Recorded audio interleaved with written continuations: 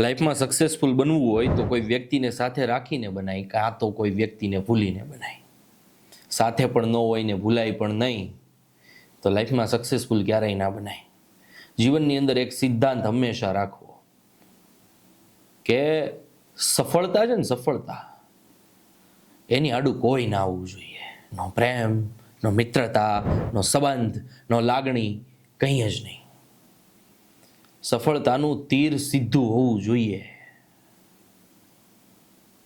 જો આ બધાની અંદર રચ્યા પચ્યા રહીએ અથવા તો રચ્યા પચ્યા ના હોઈને થઈ જઈએ તો સફળતા ધીમે ધીમે આપણાથી દૂરી બનાવતી જાય.